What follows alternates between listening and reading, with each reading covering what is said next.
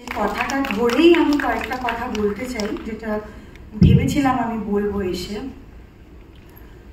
এই যে আমরা সবকিছু নর্মাল করে দিয়েছি, যে সোনাগাছিতে বা কোনো বেশ্যাপল্লীতে এরকম একটা ঘটনা ঘটলে সেটা নিয়ে চিৎকার, চেঁচামেচি, প্রতিবাদ কোনোটাই মনে হয় না হতো।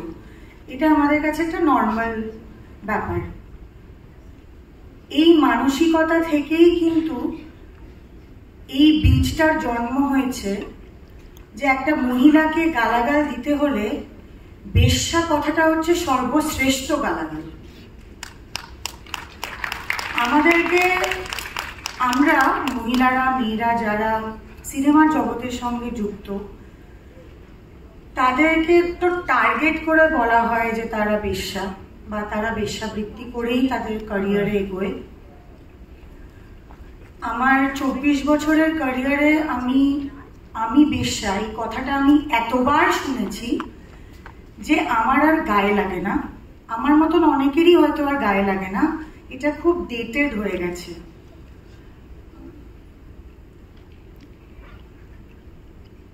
এই লাস্ট হয়তো 1-2 বছরে, কোভিডের পরেই মেয়েদেরকে টার্গেট করে একটা নতুন রকম গালাগাল আমি দেখছি মানুষে দিচ্ছে।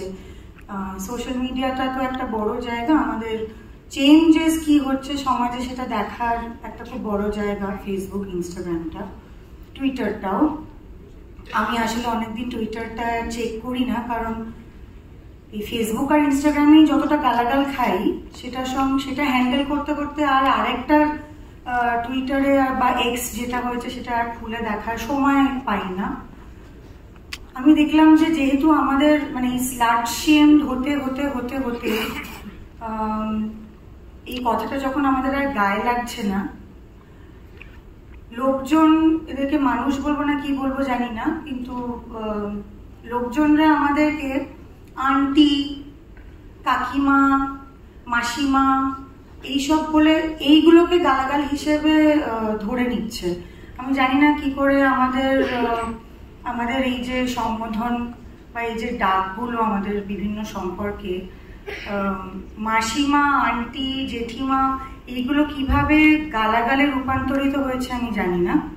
দিদি শব্দটা এখনো কেউ গালাগাল হিসেবে দেখছে না,